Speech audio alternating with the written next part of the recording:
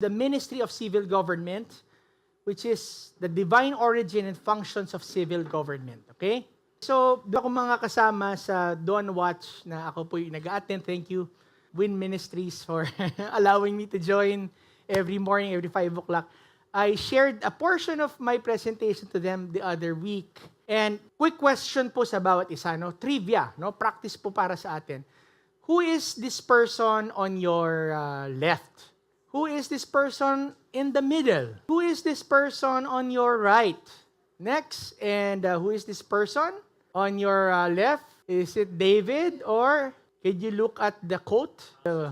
Joseph, yes, okay. That is David in the middle, and the last one is, that's not Noah. Yes, it's wall. No, hindi ho yan ark. So it's wall, okay? And now, who is this person with no face, with a sash? And what does the sash say? King of Kings, Lord of Lords. Praise God. So, what do they all have in common? They all serve in government and are governmental figures.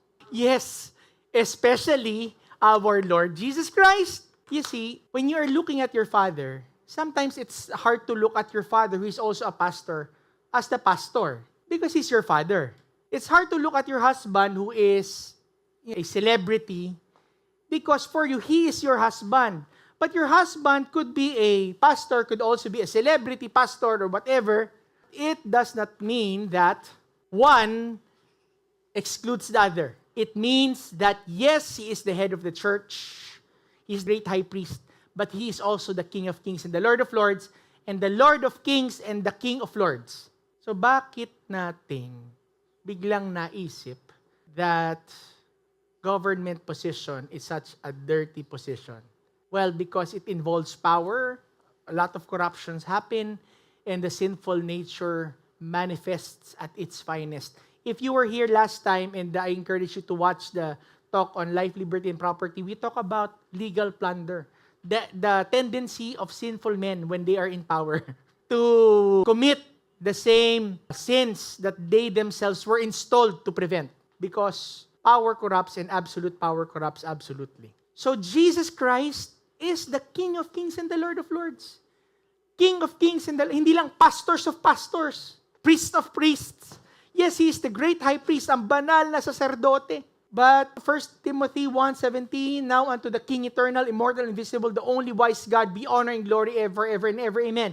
2 Timothy 4 verse 1, I charge thee therefore before God and the Lord Jesus Christ, who shall judge the quick and the dead at His appearing, and His kingdom. Di lang yung sinabi church. His kingdom.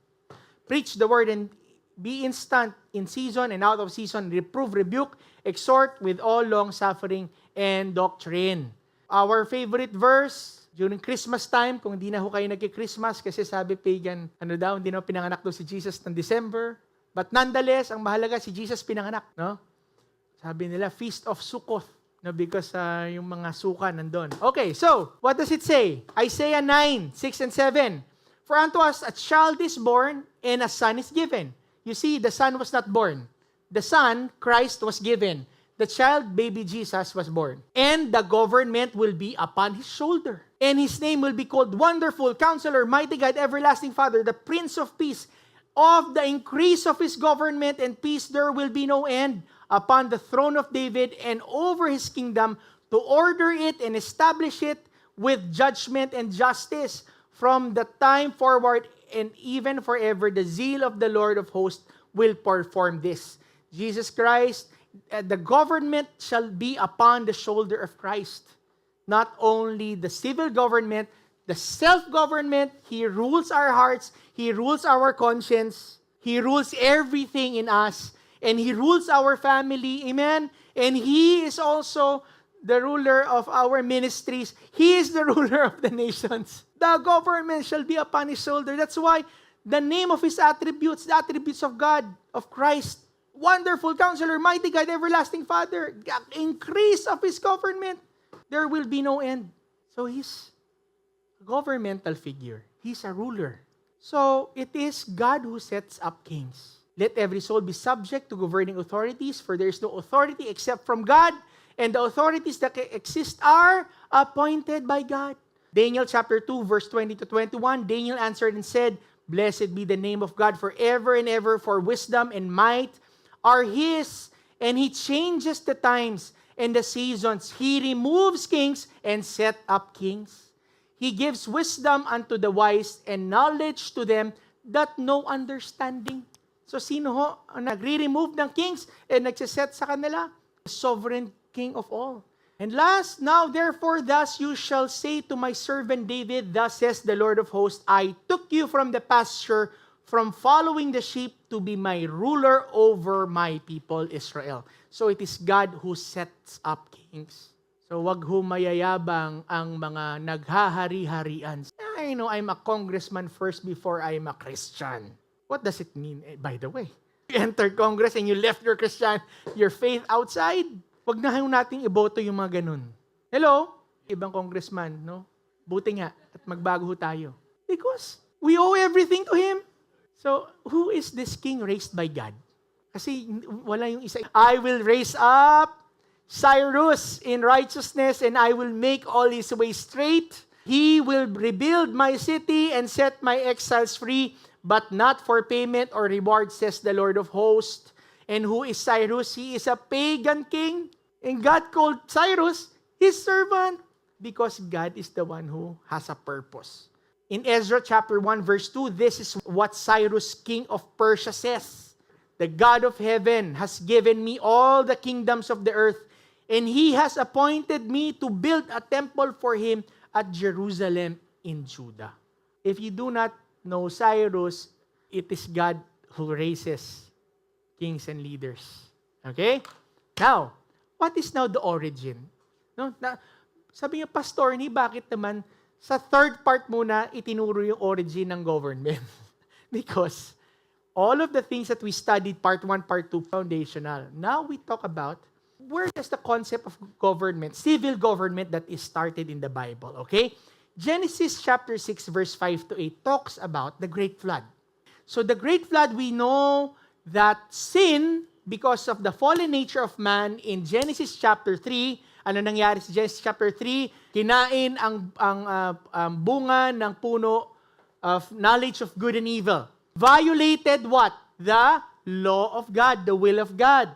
It violated the will of God, the law of God, sin entered, and Genesis chapter 3 and Genesis chapter 4, what happens? Murder happened. Cain and Abel. And what happened after the murder? But sinful nature was already in them. Remember, when God gave the command in Genesis chapter 1, verse 28, be fruitful and multiply and replenish the earth. Nandoon ho yun. But, wala pang sinful nature at that time. Sinful nature came in when? Genesis chapter 3. Amen? So, when sinful nature came, sabi ng Lord, okay, I will wipe from the face of the earth the human race I have created, and with them the animals, the birds, and the creatures that move along the ground, for I regret that I have made them. But the point is, God had to reset everything. Pero look at this, before I move from this point, because that is what you call command responsibility always. You want to destroy the church? You want to destroy a barangay? Tirahin mo ang barangay chairman. You make them corrupt. Responsibility, representative. That's always how it is. Adam sinned, we are all sinners. Christ, the second Adam, fulfilled the law, became righteous, obeyed God completely. Everything that who is born of Christ is a son of God. We are also have a new nature. In the same way that the restoration of man would also entail the restoration of creation. Bakit kaya it's right in front of us but we miss it? It's our calling. And science is trying to circumvent and give reason what makes man different. Well, it's because the power to reason and to learn. No! It's the image of God. It's the calling that God has given us. Hindi makakahabol na yan mga yan in the evolutionary chain. Hindi na makakahabol yung mga hayop sa atin. We are man, we are not animals. But science would tell us we are in the kingdom animalia. Pero sabi ng Lord, you're not an animal, you are a man created in the image and likeness of God. So you are given the authority, the responsibility, and the power. Govern and rule. But because of the sinful nature, pagkatapos hong giniba ng Lord, o ibig sabihin, reset. Sino hong tinira niya? Si Noah and his family. So, Genesis chapter 9, what did God say when He reset everything? He reaffirmed His calling to go forth and multiply and replenish the earth. But He gave a caveat. May karagdagang utos because man is no longer the man that He created. And for your lifeblood, I will require a reckoning. From every beast, I will require it, and from man. Ibig sabihin, reckoning, paghuhusga and judgment. From his fellow man, I will require a reckoning for the life of man. Whoever sheds the blood of man, by man shall his blood be shed. For God made man in His own image. And you, be fruitful and multiply and greatly increase in number. Cultural mandate, yung dominion mandate. Sinabi niya, okay, ganun pa rin ang calling ko sa inyo. Fruitful, multiply, replenish the earth, and subdue it. Okay? But you have now to expect that your brother or your sister or each and every one of you would try to take away something from each one or would want to kill you because of the sinful nature. But you need now to be sure and be ready to restrain each other because it's not as safe as it used to be. So now, dito ho, sinimula nagkaroon ng context, civil restraints through man. Sabi nga nila, Noah was the first policeman. Hindi ho yung policeman na nagfe-frame up, no? Pero yung policeman na nagpupulis, tinitingnan. Alright? So, the purpose of civil government now is protection against sinful nature and the promotion of good. And what is the promotion of good? Promotion of justice. 1 Peter chapter 2, verse 13 and 14. Therefore, submit yourselves to every ordinance of man for the Lord's sake, whether to the king as a supreme, or to governors as to those who are sent by him, for the punishment of evildoers and for the praise of those who do good. 1 Peter chapter 2, 13 and 14. So what is now the purpose of civil government? Is for the punishment of evildoers. Para hindi gagawa ng mali. I'll give you an example. You're driving, 2 o'clock in the morning, and then you see the traffic light, biglang lumabas from the bushes, bulaga. Di ba? Anong gagawin mo? Titigil ka ba o hindi? Why? Because the representative of civil restraints is there. Ang question ko lang, bakit naka-duty ka pa ng ganitong oras? In the same way, the following day, same traffic light, same time, you're now running again, you see it's green, few meters away, it turned yellow, what is the first thing that you will do? Slow down. Kahit wala yung enforcer dun. Titigil ka, bakit? Baka nakatago doon sa bushes. Right? Because of civil restraint. Brothers and sisters, no, for those who know that I was in government just recently, I knew for a fact the only thing that people would try to do bad things only need to know that there's a possibility of them na pwede silang mahuli. So I would always say, sa lahat ng government agency, may umiikot ho kami dyan against 12,000 agencies. Binivideo ko, pinapakita ko sa social media. Bakit? It's enough for them to think that there's a possibility to be caught. Why? Because that's how sinful nature works. When people will tell me, akala ko pastor ka, bakit ka nang huli? Hindi ako pastor. Pastor ako ngayon dito sa civil government, and the civil government is what? Restraining evil. Pero it's not up to me because you did not offend me. This is my task as a government official. If I do not do this, then I have to just go and do something else because that's not what person in government does. You cannot choose not to implement the law. Kahit sino pa yan. Tama po ba? Wala kang magagawa kasi yun ang panawagan ng Lord sa atin. Amen.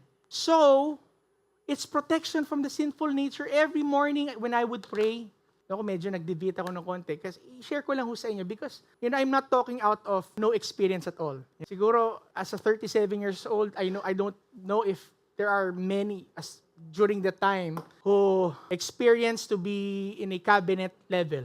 So, mahirap ho kasi every morning I would pray and I would say, Lord, May I be an answer to somebody's prayer today.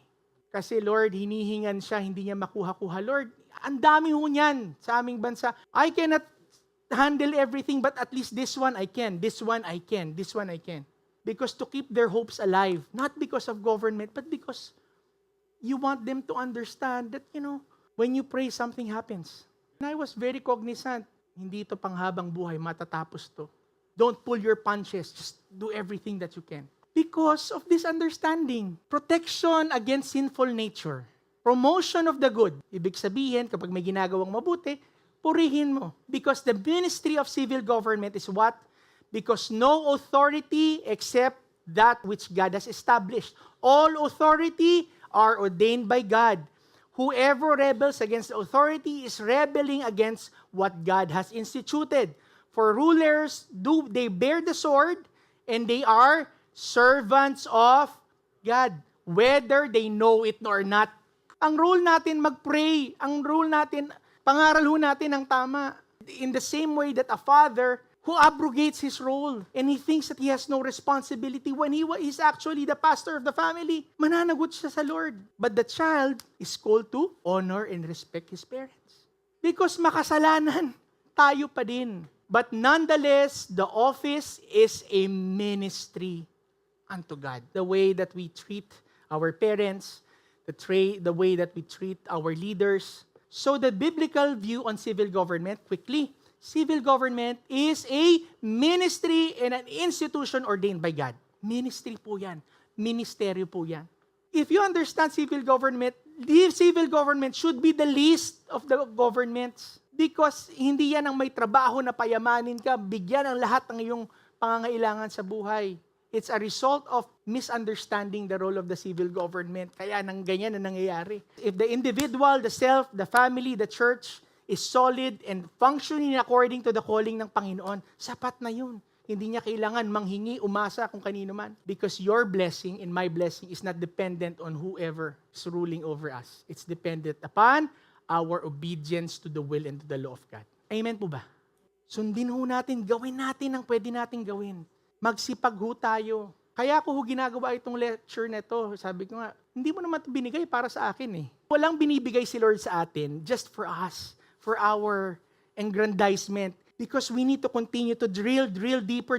And as I begin to study, mas lalo hong nahuhone, mas lalo ko pong namamaster, and it's my responsibility from God to do as much as you can with whatever God has given you. So, civil government is a ministry. The role of civil government is for the protection of people against the work of the sinful men and the promotion of good. Those that serve in government are ministers of God and is ultimately accountable to God. The Word of God, the law of God is the standard for civil government. So if you have a child na meron hong desire to be in government, katulad ng anak ninyo na may desire na magpastor, katulad ng anak ninyo na may desire to be a businessman, you pray for them and you encourage them and sabi mo, anak, study the Word. Understand the Word of God. Because welfare state is an overextension of civil government. If you look at now the picture, what is the role of government? Now many people would now want to be in government so that they could tax everybody, confiscate everything to everybody, and give it away to the people that they want to give it away to. Hindi ho pala trabaho ng civil government yon sa Bible. Because civil government was not tasked to be the super government over all. Because there are other governments of self, family, and church. Overextending its function always leads to the usurpation of the functions of the other God-ordained institutions and governments. Sasara ko yung simbahan mo, pastor. Hindi ka ngayon pwede, pastor, because di ka namin i-recognize, di ka namin i-rehistro. Sasara namin yung church mo, hindi kayo pwede mag-church. Welfare is actually the responsibility of the family government. Alagaan natin ang matatanda natin, alagaan natin ang anak natin. Pag nagugutom ang kamag-anak mo, bigyan mo. Charity begins at home. It's in the Bible. But you cannot enforce charity on others. Remember, the government does not produce. Ibig sabihin, hindi yan ang nagtatrabaho, naghahanap buhay. Yan ho ay kumukomisyon sa mga kita natin. And that is what government does through the taxes. But it's you and I who work and feed our family. Thus, private organizations and religious organizations should be encouraged and not penalized for helping people. Nung ako po'y nanunood, maybe almost 7 years ago, missionary somewhere in the Visayas. Aba, hinuli ho ng otoridad kasi hindi raw rehistrado. But the Bahayan Puna has been there for 30 years already. Yung iba ho sa kanila nagtatrabaho na and been blessing the ministry, but because of a lousy application that probably, I'm almost sure, red tape ridden, hinuli, kinulong, kinasuhan ng human trafficking. Kaya nung nakita ko ho yun, ito agad pumasok sa isip ko. Sabi ko, bakit? Sino nagbigay sa iyo ng authority? Wala pang gobyerno ang Republika ng Pilipinas. May ministry ng Panginoon. Sinabi na ng Lord sa Bible, take care of the widows and the orphans. And now you're going to tell, because of your changing rules and laws, because you think that, baka, kumukolekta naman kasi yung mga yan. This is what it means now. No? Nagkaroon ng trahedya, kailangan na kumukuha ka ng mga donations sa mga kasama mo, kailangan pahihirapan ka sa registration process nila. Para lang makapag-donate ka sa malayong lugar na anhin pa ang damo kung patay na ang kabayo. Ano ho yan? Kapitulo ano ho yan? Kapitulo ni Juan, tamad. Versikulo ano? Patay na, nandun. It takes so many weeks and even months just to get the registration so that you could receive donations from the people who would want to help. Overextension. Nakwento ko na ba yung biro noon, nung before na, sabi ko before dun sa isang government agency who registers pastors and gives them the authority to solemnize marriage. Ilan ang requirement? Bakit may 200 members dito? Sabi ko nga, pati si Jesus hindi ho papasa dyan. Bakit? 12 lang disipulo niya. Tayo 200 nilabisan pa natin. Sabi ko, alam nyo ho, hindi kasi, Secretary, piniprevent ho namin yung mga fly-by-night. Ano piniprevent nyo? Pumunta ho kayo sito. Lahat doon, fly-by-night po. Punta kayo sa mga opisina doon. May mga nagkakasal, wala naman nung gawain. Itong pinahihirapan nyo, 20 years, 30 years na po yan. You see? And what happens now is, I'm not saying that everybody's doing this because they mean bad. Most probably they mean good. But they are out of bounds because of the lack of understanding of the Word of God. If you begin to operate outside your calling in your ministry, kakaproblema ka talaga. You're biting more than what you can chew. But some Christians had to say, sige, kunin nyo na lahat, basta kayo bahala sa lahat sa amin, ha? So it is now important for us Christians to understand the divine nature of the role of civil government, and ministers in government must know the word and the will of God for their lives and for the work that they are performing for the people. Ministers in civil government also need to understand the limits of their jurisdictions and the importance of other God-ordained institutions in achieving God's plan for His creation. City, sabi ko, attorney, meron kaming 1,700 na surrenderies. Naku, Mayor, ano pa lang ho tayo? 300 pa lang to. Nagre-raise ho kami ng mga pastors dito, tinitrain ho namin. That's what we've been doing. Even before pa po, mga 15 years ago po, kami ho ng dad and my mom, my brothers. Because it is the role of the church to preach the word and to share the gospel. Amen?